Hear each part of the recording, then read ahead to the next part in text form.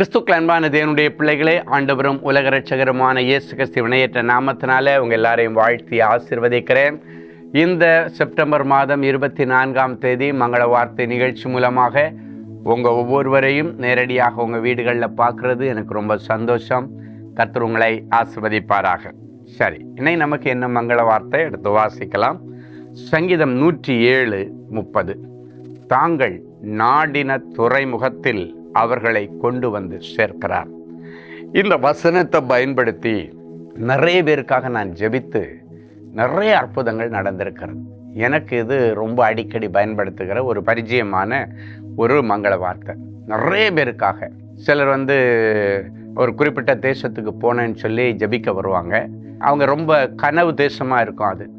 So அவங்க dream கண்ட்ரிக்கு போகிறதுக்காக வேண்டி ஜெபிக்க வருவாங்க. அப்போ ஆண்டவரே, அவர்கள் நாடின விரும்பின ட்ரீமில் நினச்சி கொண்டிருக்கிற பார்த்து கொண்டிருக்கிற இந்த தேசத்தில் இவர்களை நீர் கொண்டு வந்து சேர்க்கிறதற்காய் ஸ்தோத்திரம் அப்படின்னு இந்த மங்கள வார்த்தையை சொல்லி சிலருக்கு ஜபிப்பேன். தடைகள் நீங்கி அந்த தேசங்களுக்கு அவங்க போய் சேர்றத பார்த்துருக்கிறேன். நிறைய முறை ரிஜெக்ட் ஆகிருக்கும். ஆனாலும் அடுத்த முறை இந்த வசனம் போய் தடைகளை உடைச்சி அடுத்தது அந்த தேசத்தில் அவங்கள கொண்டு போய் சேர்க்கறதுக்கு வழிகளை திறந்து கொடுத்துரும்.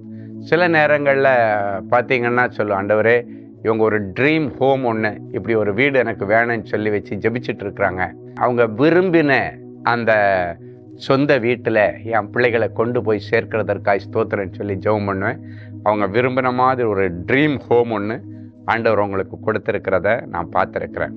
சில பிள்ளைங்க திருமணம், தனக்கு வரப்போகிற புருஷன் இப்படியெல்லாம் இருக்கணும், தன்னுடைய புருஷனுக்கு நல்ல வருமானம் இருக்கணும், அவர் நல்ல பயபக்திக்குரிய மனுஷனாக இருக்கணும், நல்ல ஜபிக்கிற மனுஷனாக இருக்கணும், ஆண்டவருக்கு பயப்படுகிற மனுஷனாக இருக்கணும், அதே நேரத்தில் நல்ல செட்டிலாக இருக்கணும் என்று சரி உலக பிரகாரமான விருப்பமும் ஆவிக்குரிய விருப்பமும் கலந்து தனக்கு வரப்போகிற புருஷனை பற்றி, மனைவியை பற்றி சிலர் யோசித்துட்டு இருப்பாங்க. அப்படிப்பட்ட பிள்ளைகளுக்கு தாங்கள் நாடின துறைமுகத்தில் கொண்டு போய் சேருங்க. அப்படின்னா தனக்கு வரப்போகிற ஹஸ்பண்டு இல்லைன்னா மனைவி எப்படி இருக்கணும்னு விரும்பினாரோ அப்படிப்பட்ட ஒரு குடும்பத்தில் என் பிள்ளைகளை கொண்டு போய் சேருங்க.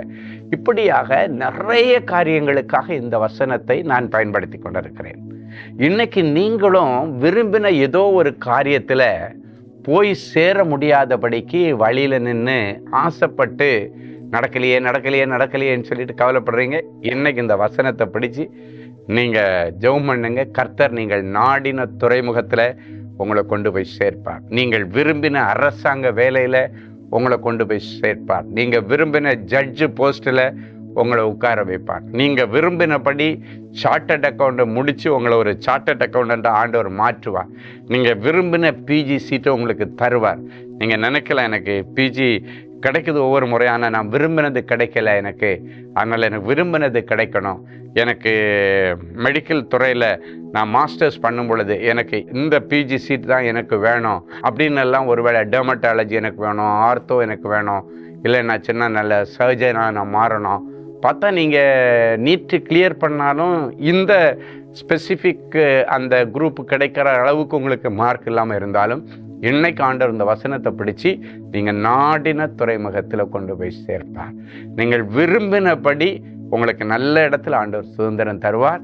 ஸோ நீங்கள் பி ஹாப்பி. இந்த வசனத்தை நீங்கள் அடிக்கடி சொல்லிச்சு, எதெல்லாம் நீங்கள் விரும்பினது கிடைக்கலையோ, ஆண்டவரே, நான் விரும்பின இந்த இடத்துல என்னை கொண்டு போய் சேர்த்துருங்க அப்படின்னு சொல்லுங்க. கர்த்தர் பெரிய காரியங்களை உங்களுக்காக செய்வாராக. சரி, இப்போ நல்ல சாட்சியை கேட்கலாம். Sister Lakshmi from Perambur. கர்த்தருக்கு ஸ்தோத்திரம்.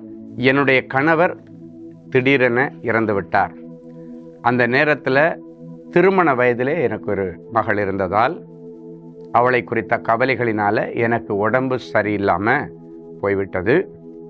இந்த நிலைமையில் நான் அன்பரின் பாதத்தில் ஒரு நாள் உபவாச கூடுகையில் கலந்து கொண்டேன். மகள் திருமணத்தை கர்த்தரே நடத்தி வைக்க வேண்டும் என்று ஆண்டவரிடம் அவளை ஒப்பு கொடுத்து ஜெபித்து கொண்டேன். சகோதரர் அவர்களிடமும் தனி ஜெபத்தில் ஜெபித்து கொண்டேன்.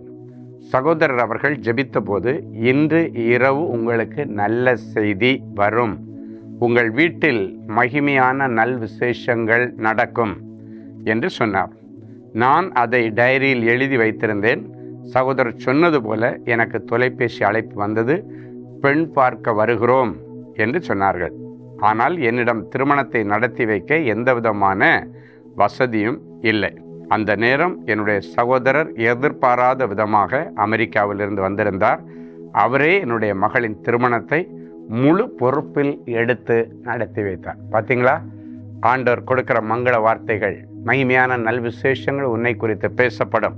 இந்த மங்கள வார்த்தையின்படி சில நேரங்களில் பணங்காசு நம்மகிட்ட இல்லைன்னு நம்ம நிற்போம். ஆனால் அதையெல்லாம் வச்சிருக்கிற ஆண்டவர் மனுஷர் கண்களில் தயவு கிடைக்க வச்சு நீங்கள் விரும்பின துறைமுகத்தில் உங்களை கொண்டு போய் சேர்ப்பார்.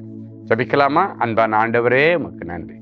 அன்பு சகோதரி லக்ஷ்மி மகளுக்கு அற்புதம் செய்த ஆண்டவர் இந்த நிகழ்ச்சியை பார்க்கிற ஒவ்வொருவருக்கும், அவர்கள் மகன்களுக்கும் மகள்களுக்கும் இன்றைக்கு ஒரு அற்புதம் நடப்பதாக. இந்த அற்புதத்திலிருந்து ஒரு சங்கிலி தொடர் அற்புதம் இவர்கள் வீடுகளிலே கனெக்ட் ஆகி, எந்தெந்த வீடுகளிலே திருமணம் நடக்கலைன்னு இருக்கிறாங்களோ அவர்கள் வீட்டிலே மகிமையான நல் விசேஷங்கள் நடத்தப்படட்டும். சுவாமி, பேசப்படட்டும்.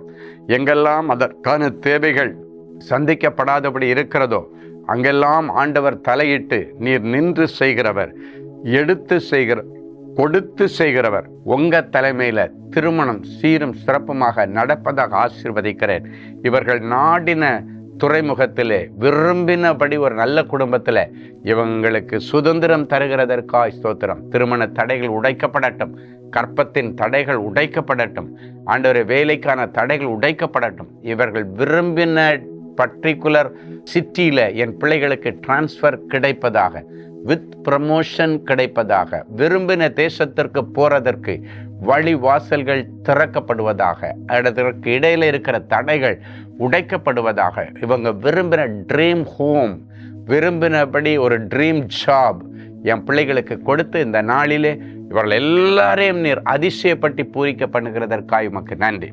இந்த நாளிலும் திருமணம் மற்றும் பிறந்த நாளை நினைவு கூறுகிற உடைய அன்பு பிள்ளைகளுக்காக உமக்கு நன்றி. உனக்கு பாக்கியமும் நன்மையும் உண்டாயிருக்கும் என்கிற இந்த வசனத்தை இந்த வருஷம் முழுவதும் இவர்கள் அனுபவிக்கட்டும்.